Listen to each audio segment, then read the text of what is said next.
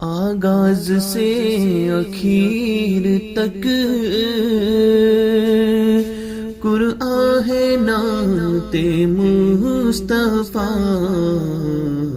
محبوب کے بیان کا کیسا انوکھا ڈھنگ ہے، کیسا انوکھا ڈھنگ ہے۔ الحمدللہ رب العالمین، والصلاة والسلام علی سید المرسلین وعلی آلہ واصحابہ اجمعین،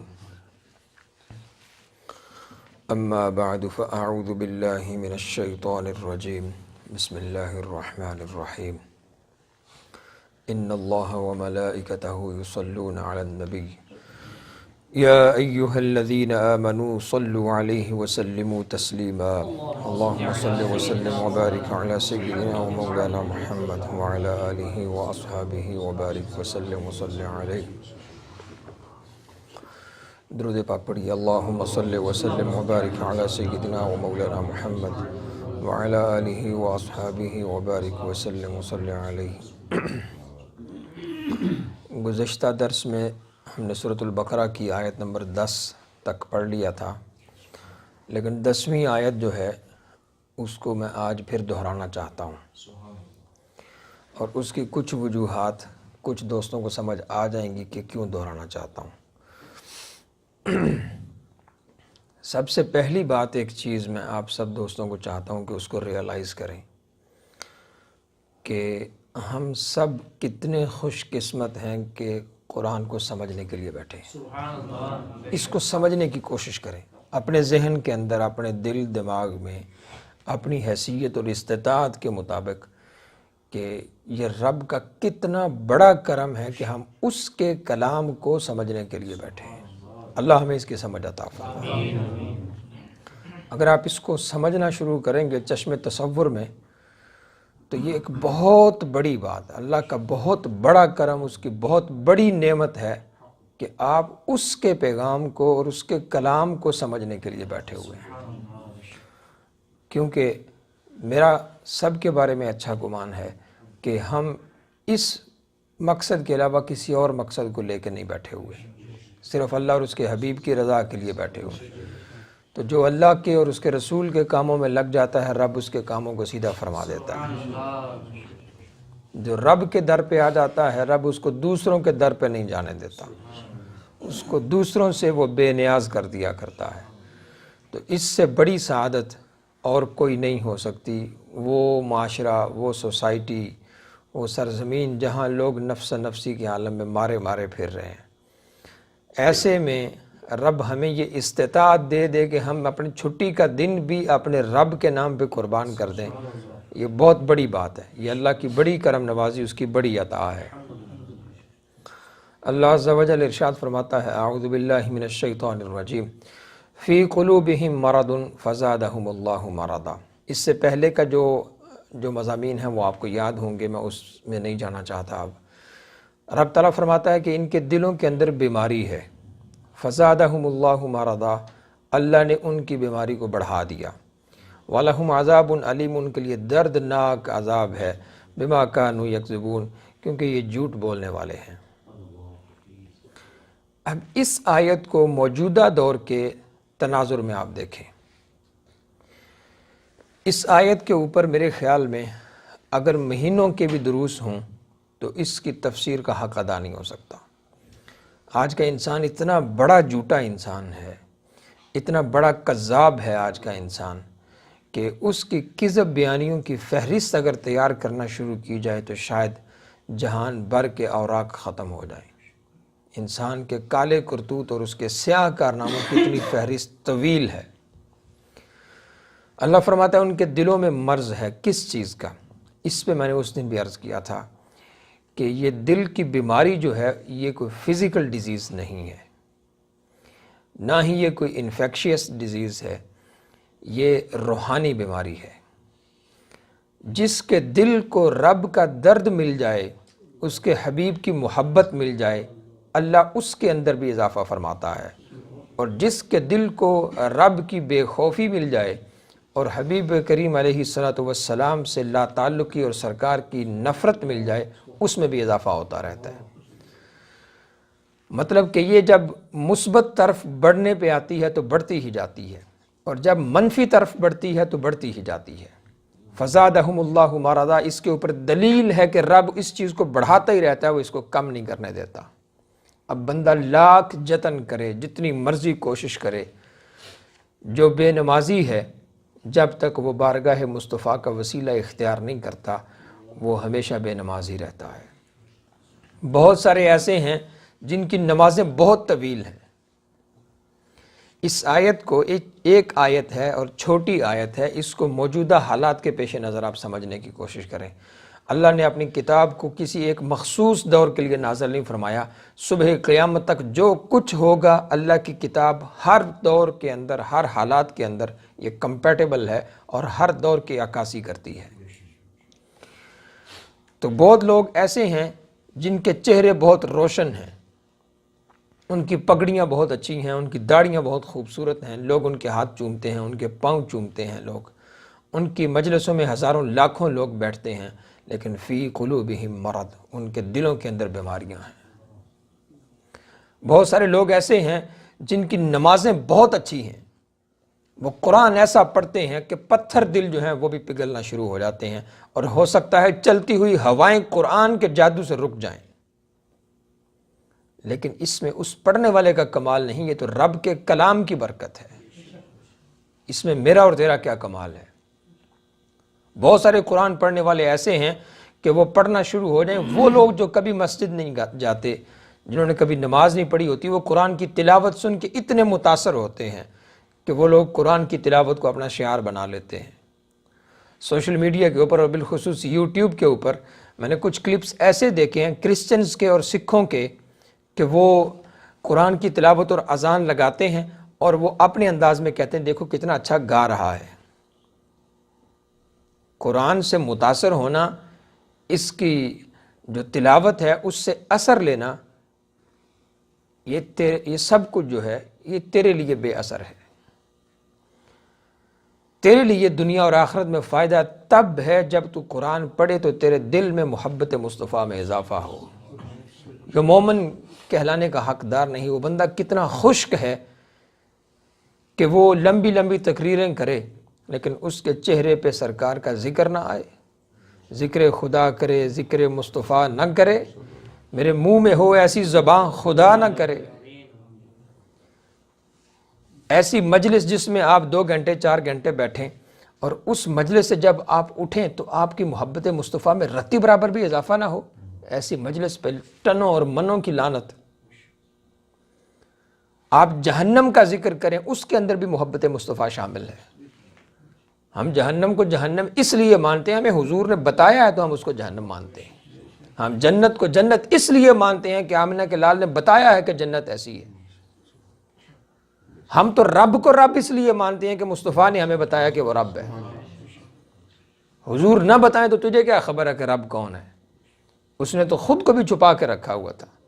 اور کوئی غیب تم سے نہاں ہو بلا، اور کوئی غیب کیا تم سے نہاں ہو بلا، جب نہ خدا ہی چھپا تم پہ کروڑوں درود۔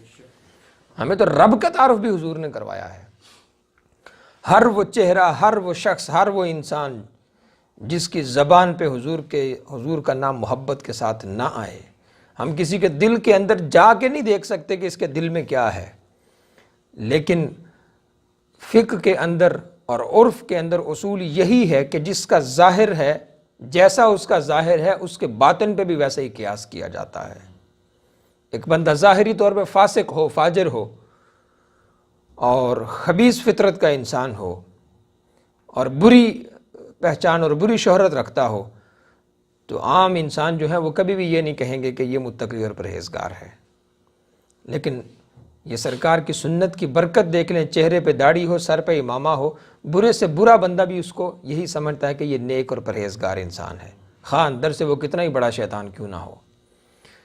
تو جس کی زبان پہ محبت کے ساتھ میرے آقا کا ذکر آئے، پھر وہ جھوم جھوم کر سرکار پہ درود پڑے اور حضور علیہ الصلوۃ والسلام کی شان پہ، ناموس پہ قربان ہونے کے لیے ہر وقت تیار رہتا ہو، اور وہ بندہ جس کی مجلس میں آپ بیٹھیں تو جب گئے تھے تب بھی آپ اچھے مسلمان تھے، لیکن جب آپ وہاں سے اٹھیں تو اور اچھے محبت مصطفیٰ کا اپنے دامن کے اندر سرکار کی محبت کے پھول لے کے اٹھیں، اور محبت مصطفیٰ کا جو درجہ ہے اس کے اندر اضافہ ہو۔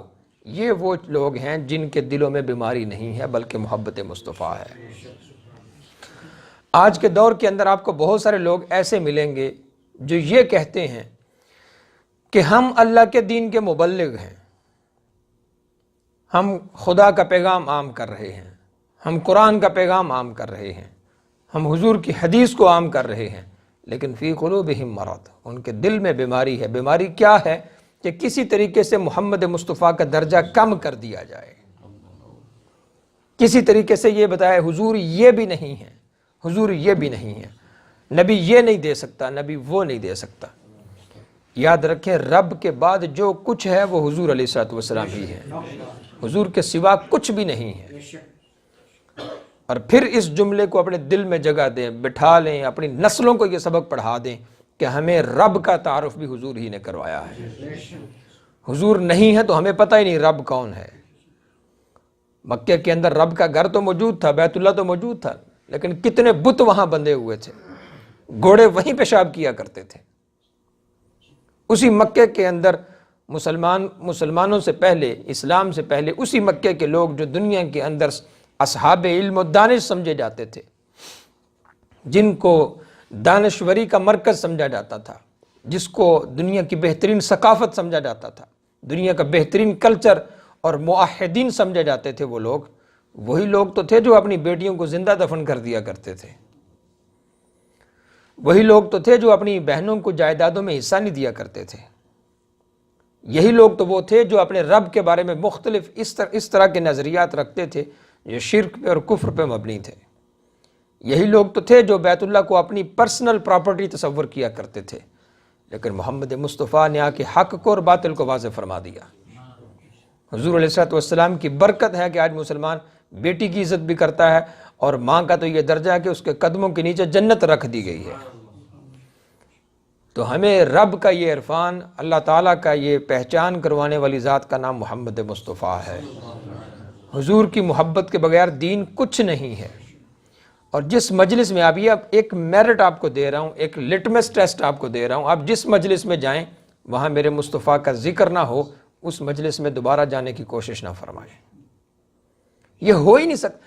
حضور تو بہت دور کی بات ہے، ہم اس مجلس کو اچھا تصور نہیں کرتے جہاں احمد رضا کا ذکر نہ ہو۔ حضور تو پھر حضور ہیں، جس مجلس میں اعلیٰ حضرت کا کلام نہ پڑھا جائے ہمیں وہ مجلس خشک محسوس ہوتی ہے۔ حضور تو پھر حضور ہیں، کیونکہ حضور کی پہچان کروانے والے اس دور میں اگر ہمیں کوئی شخصیت ہے تو وہ امام احمد رضا ہے۔ یہ جو شخصیات ہیں یہ بنائے دین ہیں، دین ان شخصیات کے اوپر کھڑا ہے۔ ان علماء کو آپ نکال دیں بیچ میں سے، آپ کے پیچھے کچھ، آپ کے پلے کچھ بچتا نہیں۔ آپ حضور غوث پاک کا ذکر نہ کریں ہماری مجلس مکمل نہیں ہوتی، آپ امام اعظم سیدنا ابو حنیفہ کا ذکر نہ کریں ہماری مجلس مکمل نہیں ہوتی، آپ خلفاء راشدین کا ذکر نہ کریں ہمارا ذکر مصطفیٰ مکمل نہیں ہوتا۔ اب بعض فتنے ایسے ہیں جو حضور کا ذکر کرتے ہیں، خلفاء راشدین کا ذکر نہیں کرتے، خلفاء راشدین کا ذکر کریں گے اور اس میں بھی تقسیم کریں گے، حضرت علی کا ذکر نہیں کریں گے، بعض علی کا ذکر کریں گے، عمر کا ذکر نہیں کریں گے۔ اب بعض جو ہیں وہ تقلید اور جو فقہی مسائل ہیں اس کے اندر شرارت اور خرابی کرنے کی کوشش کرتے ہیں۔ یہ ساری علامتیں ان لوگوں کی ہیں جن کے دلوں کے اندر بیماری ہے۔ فزادہم اللہ مرضا، اللہ ان کی بیماری کو بڑھاتا رہتا ہے، کم نہیں ہونے دیتا۔ اب اپنی اکاؤنٹیبلٹی کریں، اپنا احتساب کریں کہ کہیں خدا نخواستہ ہمارا شمار ان لوگوں میں تو نہیں ہوتا، یا کہیں ہمارا اٹھنا بیٹھنا ان لوگوں کے ساتھ تو نہیں ہے جن کے دلوں میں بیماری ہے۔ اب ایک بندہ حضور علیہ الصلوۃ والسلام کے بارے میں گول مول رویہ رکھے، حضرت محدث اعظم پاکستان مولانا محمد سردار احمد رحمۃ اللہ تعالی علیہ بریلی شریف سے جب پڑھ کے حضرت حجت الاسلام شاہ احمد رضا خان اور حضرت صدر الشریعہ سے فیض لے کے واپس گرداسپور آئے تو ہندوستان اور پاکستان تقسیم ہو گیا 1947 میں۔ تو اب بریلی شریف سے حکم ہوا کہ آپ بریلی واپس آنے کی بجائے لائل پور چلے جائیں، فیصل آباد۔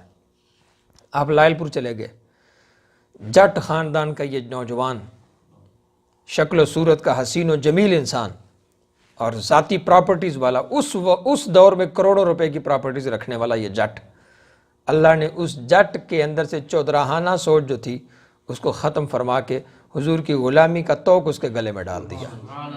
حضرت محدث اعظم نے گرداسپور سے لائل پور کا سفر کیا، اور لائل پور جب پہنچے تو آج بھی جنگ بازار کے اندر سنی رضوی مسجد موجود ہے، اور فیصل آباد کی سب سے جو پرانی مسجدیں ہیں ان میں سے ایک ہے اور خوبصورت ترین مسجد ہے۔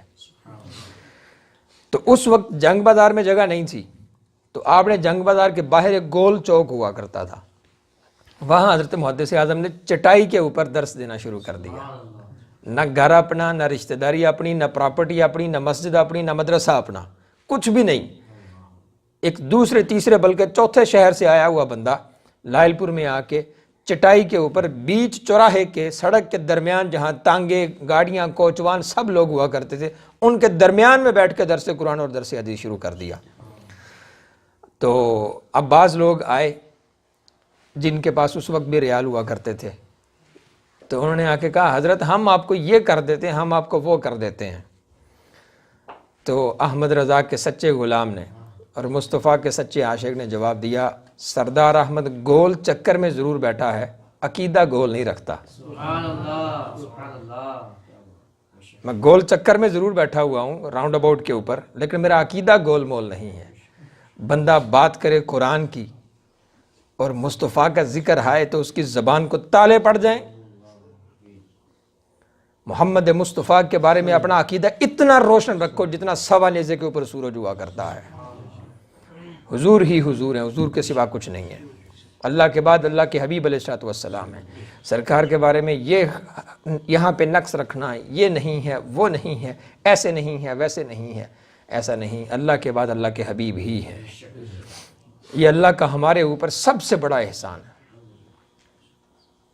یہ جملہ جو میں نے کہا یہ قابل غور ہے۔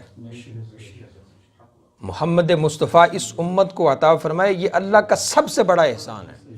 اس کتاب قرآن مقدس سے بھی بڑا احسان ہے، کعبۃ اللہ سے بھی بڑا احسان ہے، کیونکہ اللہ نے کسی امت کو محمد نہیں عطا کیا، کسی امت کو اللہ نے محمد عطا نہیں فرمایا۔ اگر عطا فرمایا تو ان گناہ گاروں کو عطا فرمایا۔ رب جانتا تھا یہ بڑے گناہ گار ہیں، ان کو بڑی شخصیت چاہیے۔ شفاعتی لأہل الکبائر من امتی، جو بڑے گناہ کرنے والے ہیں میری شفاعت ان کے لیے ہے۔ تو دیکھیں کہ اب آپ خود دیکھیں کہ اب سے 15 منٹ پہلے کی آپ کی کیفیت کیا تھی اور اب کیا ہے۔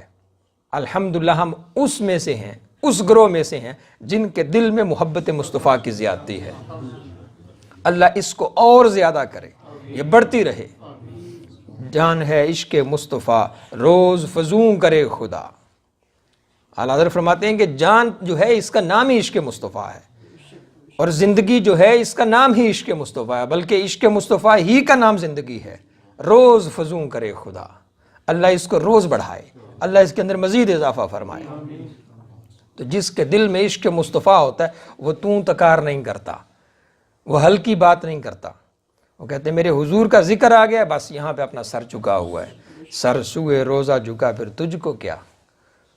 اگر ہمارا سر حضور کے روزے کی طرف جھکتا تجھے کیا تکلیف ہے؟ میرا سر ہے، میرے آقا کے در پہ جھک رہا ہے، تجھے اس پہ کیا تکلیف ہے؟ تو فی قلوبہم مرض، یہ وہ والا گروہ ہے جس کے دل میں بغض مصطفیٰ کی بیماری ہے، جس کے دل میں نفرت مصطفیٰ کی بیماری ہے۔ اب آپ سب یہ سوچ رہے ہوں گے کہ یہ ساری کی ساری جو تشریح اور تفسیر ہے شاید میں اپنی طرف سے کر رہا ہوں۔ یہ جو بغض والی، نفرت والی بیماری ہے یہ اس دور کی نہیں، اس کی تاریخ اتنی ہی پرانی ہے جتنی پرانی تاریخ اسلام کی ہے۔ آقا کریم علیہ الصلوۃ والسلام کو رب نے مدینہ عطا کیا، اللہ نے اپنے حبیب کو کفار کے اوپر فتح عطا فرمائی، تو کفار کے دل میں یہ نفرت پیدا ہوئی کہ یہ چھوٹا سا گروہ تھا، اتنی ترقی کیسے کر گیا۔ فی قلوبہم مرض، اس آیت کا پس منظر یہ ہے کہ جب اسلام کو ترقی مل رہی تھی، حضور علیہ الصلوۃ والسلام کے مجاہدین مختلف علاقے فتح کر رہے تھے اور کفار شکست سے دوچار ہو رہے تھے، تو اب وہ حضور علیہ الصلوۃ والسلام کے خلاف منصوبہ سازی کرنا شروع ہو گئے کہ ان کو کیسے شکست دی جائے۔ حضور علیہ الصلوۃ والسلام کی شان میں تنقیص کرنے لگے، محمد تو ایسا ہے، محمد تو ویسا ہے۔ تو رب نے کہا حبیب پریشان ہونے کی ضرورت نہیں، ان کے دل میں بیماری ہے، میں ان کی بیماری کو کم نہیں ہونے دوں گا بلکہ بڑھاتا ہی رہوں گا۔ اور پھر کیا فرمایا وَلَهُمْ عَذَابٌ عَلِيمٌ۔ تو یہ جو بیماری ہے یہ نئی نہیں ہے، اب نام کے مسلمان ہیں لیکن روحانی طور پہ آج بھی ابو جہل کے پیروکار اور اس کی اولاد موجود ہے۔ الحمدللہ ہم خلفائے راشدین کی محبت میں ہیں، ہم اصحاب رسول کے طریقے پہ ہیں۔ اصحاب رسول اپنے حبیب کے ساتھ غیر مشروط محبت فرماتے تھے، غیر مشروط محبت۔ حضرت صدیق اکبر کا واقعہ کتنی بار میں زیر بحث لا چکا ہوں کہ معراج کی رات سرکار جب واپس تشریف لائے، آپ نے خبر دی کہ گزشتہ رات یوں اس طرح کر کے معاملہ ہوا۔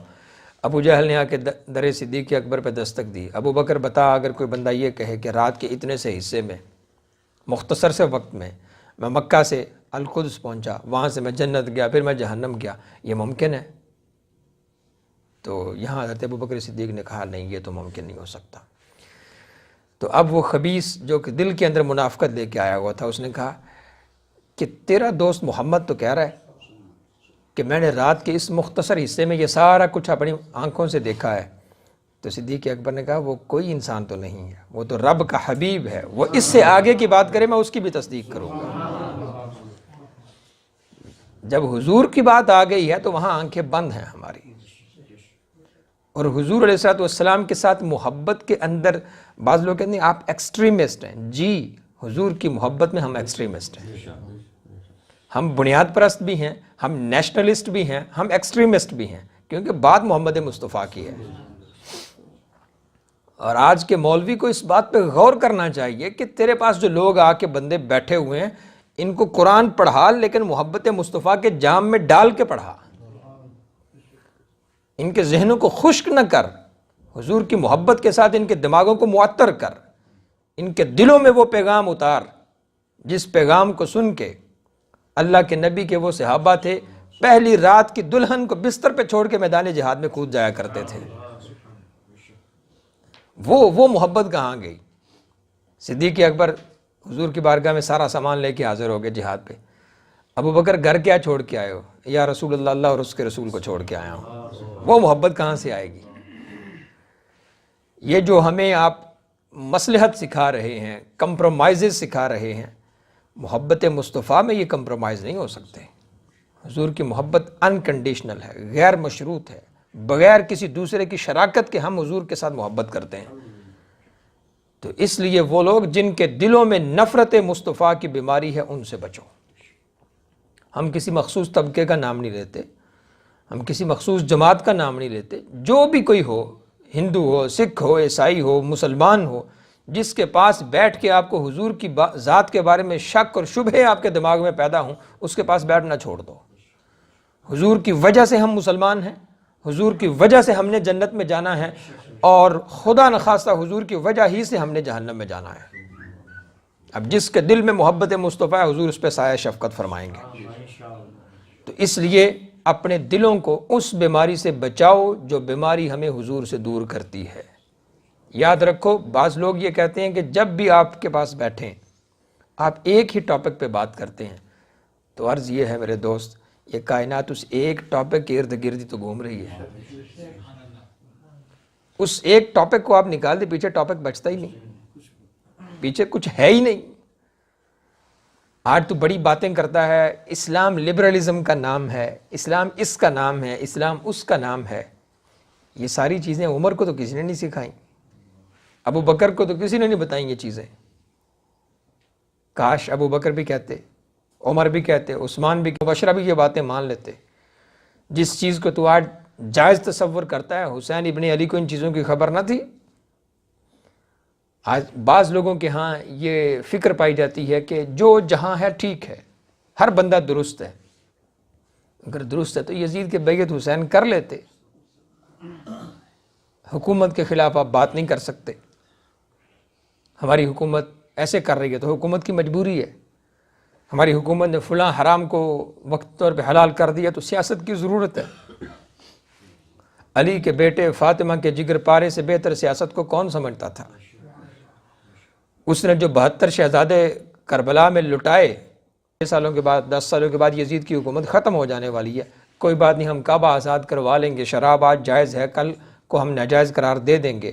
مسجد نبوی میں اب اذان نہیں ہوتی، 2 سالوں کے بعد اذان ہو جائے گی. یہ سب کچھ ممکن تھا. اسلام کے اندر عقائد کے معاملے میں اور فقہی معاملات جو ہیں، یہاں پہ آپ کے پاس 2 راستے ہوتے ہیں. ایک رخصت کا راستہ ہوتا ہے اور دوسرا عزیمت کا راستہ ہوتا ہے. رخصت یہ ہے کہ چونکہ میں حاکم نہیں ہوں، میں گورنر نہیں ہوں، میری حکومت نہیں، اس لیے مجھے کوئی ضرورت نہیں ہے تو میں راستہ چھوڑ دیتا ہوں. اگر ایک بندہ برائی کر رہا ہے تو میں چھوڑ دیتا ہوں.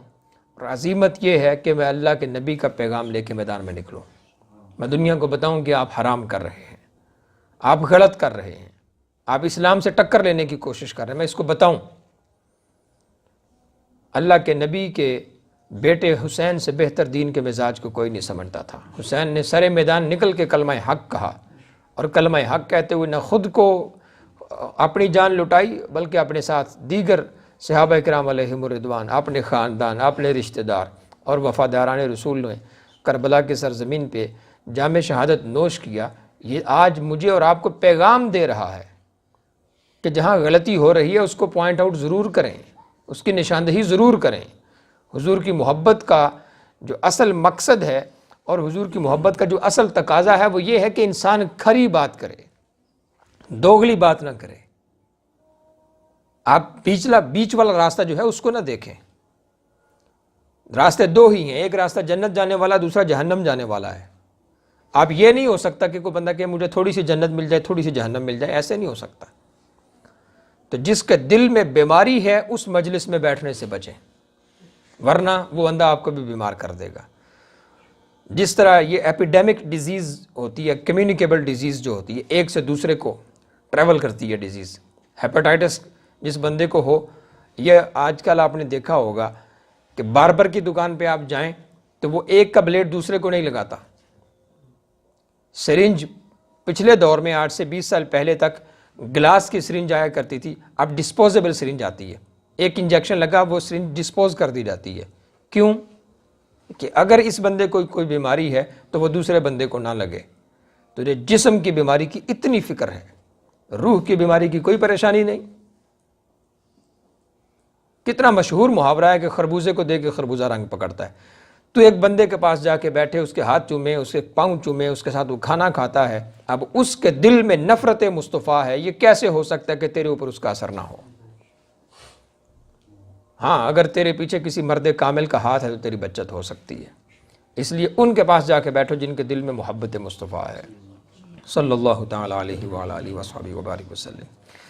اب انہی لوگوں کی دوسری صفت کو اللہ نے بیان فرمایا. سورہ بقرہ کی یہ 20 آیتیں جو ہیں وہ اسی سلسلے میں ہیں. وَإِذَا قِيلَ لَهُمْ لَا تُفْسِدُوا فِي الْأَرْضِ، جب ان سے کہا جائے کہ زمین پہ فساد نہ کرو، شرارت نہ کرو، زمین کے اوپر خرابیاں نہ کرو، مسلمانوں کے اندر جھگڑے نہ کرواؤ، لڑائی نہ ڈالو، مسلمانوں کے نظریات خراب نہ کرو، توحید کے نام پہ لوگوں کے ایمان نہ چراؤ، اور وحدت کے نام پہ، اللہ کے وحدہ لا شریک ہونے کو بیان کرنے کے نام پہ لوگوں کے ایمان کے ساتھ کھلواڑ نہ کرو، ایسا نہ کرو. تو کہتے ہیں قالوا انما نحن مصلحون، ہم تو اصلاح کرنے والے ہیں،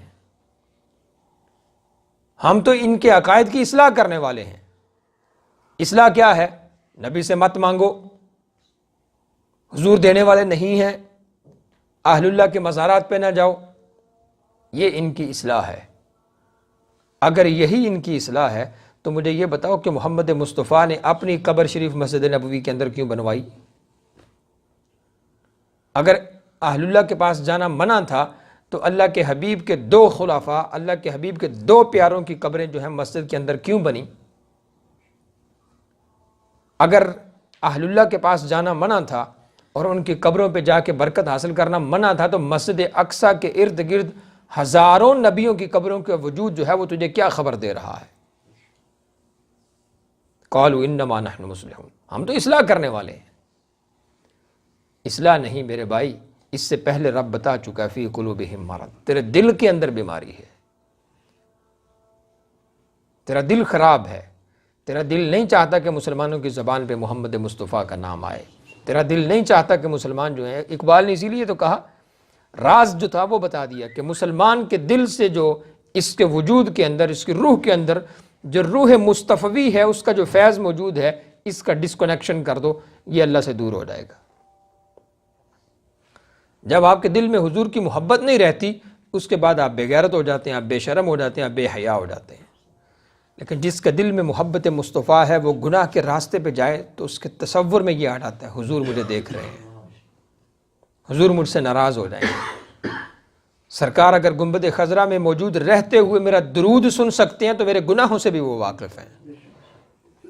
حضور اگر میری مشکل کشائی فرماتے ہیں اور یوم جمعہ فرشتے میرے اعمال جو ہیں اور میرے جو درود و سلام کے نذرانے ہیں یہ لے کے حضور کی بارگاہ میں جاتے ہیں تو حضور میرے زنا سے بھی واقف ہیں، حضور میری شراب سے بھی واقف ہیں، حضور میری بے نمازی سے بھی واقف ہیں۔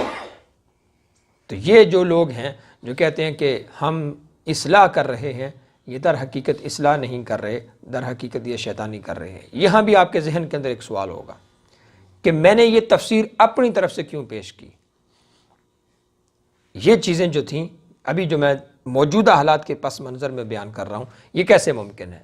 100% یہی معاملہ مدینہ میں تھا، 100% ایسا ہی معاملہ تھا کہ وہ ادھر جا کے کفار، یہ محمد تو ایسے ہے، محمد تو مکہ کا رہنے والا ہے، اس نے مدینہ میں آ کے یہ کر دیا، اس نے مدینہ میں آ کے وہ کر دیا، اس نے فلاں کو بھی ہم سے چھڑا لیا، فلاں کو بھی ہم سے جدا کروا دیا۔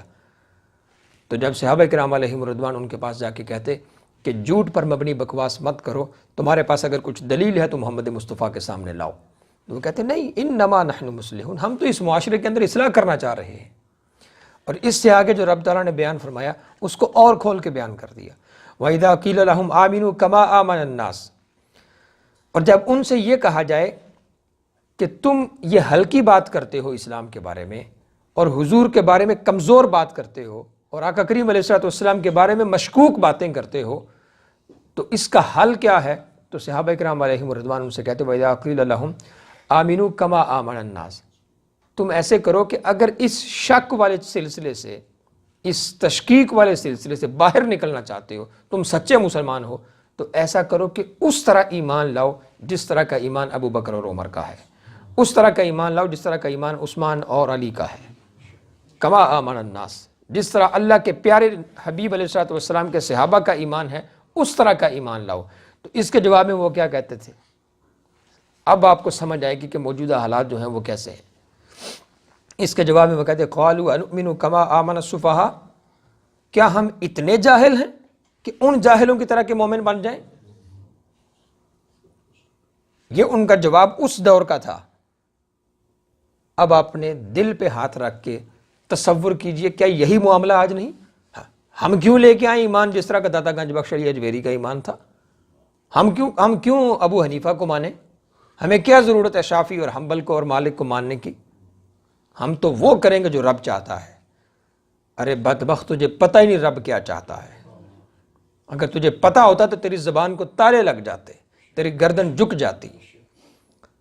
اللہ کے حبیب کے یہ جو غلام ہیں، خلفائے راشدین ہیں، عشرہ مبشرہ ہیں، صحابہ کرام علیہم رضوان ہیں، ائمہ اربعہ ہیں، اللہ کے دین کے جو مبلغین ہیں، جو اللہ کے اولیاء ہیں، یہی تو حقیقت میں جانتے ہیں کہ رب ہے کیا۔ یہ مسئلہ 1400 سال پہلے بھی تھا، 1400 سال کے بعد بھی ہے۔ اس دور میں بھی یہ کہتے تھے کہ محمد کو یہ حاصل نہیں، محمد کو وہ حاصل نہیں، یہ جادوگر ہے، یہ فلاں ہے، یہ فلاں ہے، یہ فلاں ہے۔ آج والا جو ہے اس کا ورژن تبدیل ہو گیا ہے، اصل میں مرکزی خیال اس کا بھی وہی ہے جو اس کا ہوا کرتا تھا۔ آج ہم ان سے کہتے ہیں کہ ایمان اس طرح سے لاؤ جس طرح کا ایمان ابو بکر صدیق کا تھا، ایمان اس طرح کا لاؤ جس طرح کا ایمان عمر فاروق کا تھا، عثمان غنی کا تھا، علی المرتضیٰ کا تھا۔ علی المرتضیٰ کی عصر کی نماز قضا ہوئی اور ایسی قضا ہوئی کہ اس جیسی کبھی ادا ہی نہیں ہوئی۔ اگر تم نے حضور علیہ السلام کے اوپر یقین کو دیکھنا ہے، سرکار کے بارے میں عقیدے کو مضبوط کرنا، یہ بہترین دلیل ہے۔ علی کو کتنا یقین تھا کہ سورج جا کے واپس پلٹ آئے گا، اتنا یقین پیدا کر اپنے آقا کریم علیہ السلام کے بارے میں۔ عثمان غنی نے کس طریقے سے اپنا مال اسلام کی راہ میں قربان کیا، کتنا یقین تھا، 10 دوں گا تو 1000 ملے گا۔ اور اللہ کے حبیب نے لقب عطا فرما دیا، تو غنی ہے۔ یہ وہ چیزیں ہیں جو اس دور میں صحابہ کرام ان سے کہا کرتے تھے، قالوا انؤمن کما آمن السفہاء، ہم ان کی طرح بیوقوفوں کی طرح، جاہلوں کی طرح ہم ایمان لے آئیں۔ گو ان کے نزدیک ابو بکر، عمر، عثمان اور علی جو تھے وہ جہلا تھے معاذ اللہ۔ آج بھی وہی چکر چل رہا ہے، کوئی فرق نہیں، تھوڑا زبان کا فرق ہے۔ وہ 1400 سال سے چہرے بدل رہے ہیں، سوچ وہی۔ تو یہ رب کا فرمان ہے کہ اس طرح سے ایمان لے کے آؤ کما آمن الناس، جس طرح میرے حبیب کے پیارے صحابہ نے اس کو مانا ہے اس طرح سے مانو۔ ابو بکر صدیق کا یہ قول ہے کہ جہاں کچھ نہیں وہاں اللہ اور اس کا رسول ہے۔ فرمانی دی واضح حدیث کئی سندوں کے ساتھ، کئی روایات کے ساتھ، کئی کتابوں کے اندر موجود۔ حضور نے پوچھا ابو بکر سب کچھ لے آئے ہو میدان جہاد کے لیے، اسلام کی خاطر سب کچھ لے آئے ہو؟ ابو بکر نے کہا جی حضور گھر خالی کر کے آ گیا ہوں، جو کچھ گھر میں تھا سب کا سب لا کے سرکار کے قدموں پہ نچھاور کر دیا۔ گھر میں کیا چھوڑ کے آئے ہو؟ اللہ اور اس کے رسول کو۔ مطلب یہ کہ جس کے ساتھ حضور کی حمایت ہے ساری کائنات اس کے پیچھے ہے۔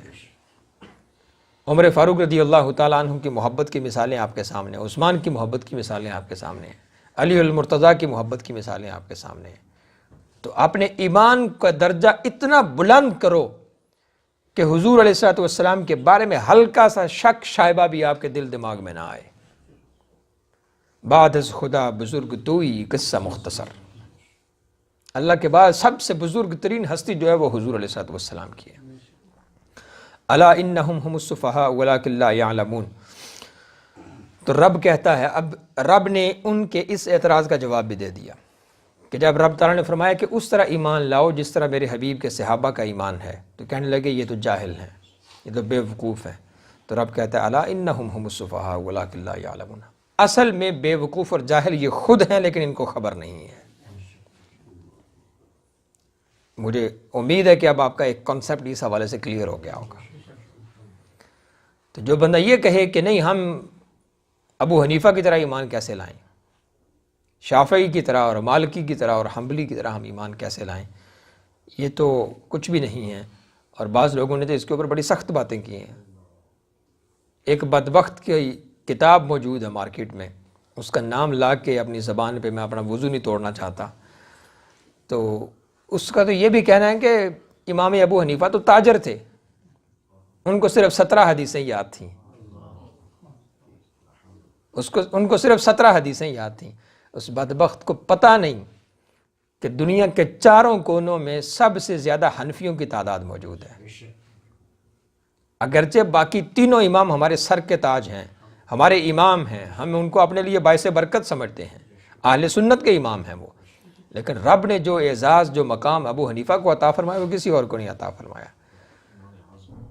اور امام اعظم سیدنا ابو حنیفہ کی قبر شریف کے بارے میں تو محدثین کے یہ قول ہیں جس کو مشکل پیش آتی وہاں جا کے استغاثہ پیش کرتا رب آسان فرما دیتا تھا۔ یہ امام اعظم سیدنا ابو حنیفہ کی قبر شریف کا یہ اعزاز ہے، اور یہ ہو ہی نہیں سکتا کہ امت کا صالح محدث ہو اور صالح فقیہ ہو اور وہ حضرت امام اعظم سے استغاثہ نہ کرے، یہ ہو ہی نہیں سکتا۔ علم سب کو حاصل ہو جاتا ہے، عرفان کسی کسی کو حاصل ہوتا ہے، رب کی معرفت جو ہے وہ ہر کسی کو نہیں ملتی۔ وَإِذَا لَقُوا الَّذِينَ آمَنُوا قَالُوا آمَنَّا، اور جب یہ ایمان والوں سے ملتے ہیں تو کہتے ہیں ہم ایمان لا چکے۔ اب یہاں پہ ایک دوسرے گریڈ کا ذکر ہے۔ پہلے والے تو وہ ہیں نا جو اعلانیہ کہتے ہیں کہ حضور ایسے نہیں ہیں، حضور ویسے نہیں ہیں۔ اب وہ بیچ والے آ گئے جس کو پنجابی میں ہم ریلو کٹا کہتے ہیں، اور دوسری زبان میں بات کروں تو دھوبی کا، نہ گھر کا نہ گاٹ کا، یہ وہ لوگ ہیں۔ تو ان کے بارے میں رب کہتا ہے وَإِذَا لَقُوا الَّذِينَ آمَنُوا قَالُوا آمَنَّا، جب یہ میرے حبیب کے صحابہ سے ملتے ہیں تو کہتے ہیں نہیں نہیں ہم حضور کے غلام ہیں، ہم محمد مصطفیٰ پہ ایمان لانے والے ہیں، ہم سچے مسلمان ہیں۔ وَإِذَا خَلَوْا إِلَىٰ شَيَاطِينِهِمْ، تو جب اپنے شیطانوں کے پاس جا کے بیٹھتے ہیں قَالُوا إِنَّا مَعَكُمْ، نہیں نہیں ہم محمد کے ساتھ نہیں، ہم تو تمہارے ساتھ ہیں۔ دیکھو رب نے کتنی وضاحت کے ساتھ ان کی منافقت کو آشکار کر دیا۔ یہ کوئی اردو کی یا ہیر رانجھے کی کہانی تو ہے نہیں ہے، یہ قرآن ہے رب کا۔ رب نے ایگزیکٹلی ان چیزوں کو بیان فرمایا جو آج کے انسان کے ذہن میں ہے۔ ایک گروہ وہ ہے جو اعلانیہ انکار کرتا ہے، ایک گروہ وہ ہے جس کی شکل ہمارے جیسی ہوتی ہے، جس کی پگڑی ہمارے جیسی ہوتی ہے، اور جو امام احمد رضا کا کلام بھی سن لیتا ہے، سبحان اللہ بھی کہہ دیتا ہے، درود و سلام بھی پڑھ لیتا ہے، لیکن کھل کے بات نہیں کرتا۔ کیوں؟ جب ہمارے پاس بیٹھا ہو جی جی ہم آپ کے ہیں، ہم اس کے بھی غلام ہیں، ہم اس کے بھی نوکر ہیں، اور جو ہی گھر واپس جاتے وہ بولتے ارے یہ تو کیا کر گیا؟ نہیں نہیں نہیں، وہ تو مجبوری تھی، وہاں بیٹھا ہوا تھا اس وقت، کیا کرنا، دنیا کا منہ بھی تو رکھنا ہے۔ ہم ایسے منہ پہ لاکھ بار لعنت بیٹھتے ہیں جس منہ کے اندر جو جہاں دل ہے اس میں نفرت مصطفیٰ ہو۔ ہم یہاں بھی اجلے ہیں، ہم وہاں بھی اجلے ہیں، ہم یہاں بھی کھل کے ہیں، ہم وہاں بھی کھل کے ہیں۔ جو بندہ حضور کے بارے میں کھل کے اپنا موقف بیان نہیں کر سکتا اس کو تو حق مسلمانی حاصل نہیں، اس کو مسلمان کہلانے کا حق حاصل نہیں جو حضور کے بارے میں کھل کے بات نہ کر سکے۔ تو حضور کے بارے میں اپنے تاثرات واضح رکھیں، اپنے خیالات واضح رکھیں، یہ مت کہیں کہ نہیں وہاں میری مجبوری، حضور ہماری مجبوری ہر جگہ پہ ہی ہے، اور اس کو مجبوری نہ کہیں، اس کو نسبت سمجھیں اپنی۔ تو اب جب آپ اپنوں میں بیٹھے ہوتے ہیں اس وقت بھی اتنی ہی محبت سے حضور کا ذکر کریں، اور جب کسی غیر کے سامنے جائیں وہاں اور شدت کے ساتھ محبت حضور کا ذکر کریں۔ جیسا کہ میلاد شریف کے موقع پہ میں نے کہا تھا کہ اگر کوئی بندہ کہے کہ میلاد ناجائز ہے یا شرک یا بدعت ہے تو اس کا بہترین جواب یہ ہے کہ آپ اس کو کہیں کہ اگلے سال انشاءاللہ ایک کی بجائے 5 گنا زیادہ میلاد کی محافل ہم بنائیں گے انشاءاللہ۔ یہ اس کا بہترین جواب ہے۔ اگر آپ دلائل دینا شروع کریں گے شیطان تو کبھی نہیں مانتا۔ کل ہم بات کر رہے تھے کس کے ساتھ؟ حاجی صاحب کے ساتھ۔ امام فخر الدین رازی رحمۃ اللہ تعالی علیہ کے نزع کا وقت آ گیا، اور امت کے جید محدث ہیں اور تاریخ کے اندر ان کا بہت بڑا نام ہے۔ امام فخر الدین رازی کے نام سے ہر طالب علم واقف ہے۔ تو ان کے انتقال کا نزع کا وقت آیا تو شیطان نے اللہ کی وحدانیت کے متعلق ان سے سوالوں کی برمار کر دی۔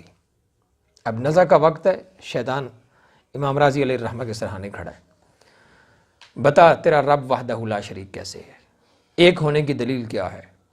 بعض نے 340، کسی نے 372 سوالات لکھے، مطلب کہ سینکڑوں کی تعداد میں شیطان نے امام رازی سے سوال کیے کہ اللہ وحدہ لا شریک کیسے ہے، تو اس کو ایک کیسے مانتا ہے؟ اب امام رازی سوچ رہے ہیں، جواب دے رہے ہیں، آخر وقت کا محدث تھا، امام تھا، علم کے اوپر عبور تو حاصل تھا، لیکن یہ شیطان کی صفت ہے کہ وہ دلیل کبھی نہیں مانتا، وہ ڈنڈا مانتا ہے ہمیشہ۔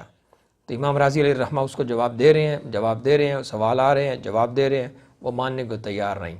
پھر امام کے شیخ کامل کی آواز آئی، رازی اس خبیث کو کہہ کہ میں بغیر دلیل کے اللہ کو ایک مانتا ہوں۔ یہ بات، اور شیخ کامل کون ہو سکتا ہے؟ جس کے دل میں محمد کی محبت کامل ہوتی ہے۔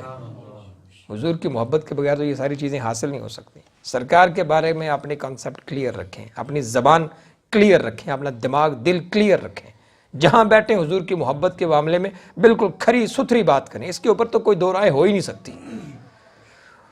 تو کہتے ہیں کہ جب آپس میں ملتے ہیں وَإِذَا لَقُوا الَّذِينَ آمَنُوا قَالُوا آمَنَّا، تو جب میرے حبیب کے غلاموں سے، حضور کے صحابہ سے، مسلمانوں سے ملتے ہیں تو کہتے ہیں کہ ہم اللہ کی وحدانیت پہ، حضور کی رسالت پہ کامل ایمان لاتے ہیں۔ وَإِذَا خَلَوْا إِلَىٰ شَيَاطِينِهِمْ، اور جب واپس جاتے ہیں اپنے شیطانوں کے پاس، دیکھیں رب نے بھی ان کو شیطان کے نام سے یاد کیا ہے، انسان کے نام سے یاد نہیں کیا۔ مطلب یہ ہے کہ منافقت کرنا شیطان کا کام ہے۔ وَإِذَا خَلَوْا إِلَىٰ شَيَاطِينِهِمْ، جب شیطانوں کے پاس جاتے ہیں قَالُوا إِنَّا مَعَكُمْ، ہم تو تمہارے ساتھ ہیں، إِنَّمَا نَحْنُ مُسْتَهْزِئُونَ، یہ مسلمانوں کے ساتھ تو ہم ویسے ہی مذاق کرتے ہیں۔ یہ قرآن کی آیت کا ترجمہ ہے، انما نحن مستہزئون، یہ ان کے ساتھ تو ہم مذاق کرتے ہیں۔ اب اس کے اندر ایک ضمنی طور پہ سورہ آل عمران کی ایک آیت ہے، انشاءاللہ جب ہم آل عمران پہ پہنچیں گے تو اس وقت اس کی تفصیلاً بات کریں گے۔ میں یہاں پہ اس کا مختصر ترجمہ جو ہے وہ عرض کرتا ہوں۔ اب اس آیت کے تحت مفسرین نے بالاتفاق اس آیت کو ذکر کیا ہے، یا ایھا الذین آمنوا لا تتخذوا بطانۃ من دونکم لا یألونکم خبالا، اے ایمان والو غیروں کو اپنے رازدار نہ بناؤ،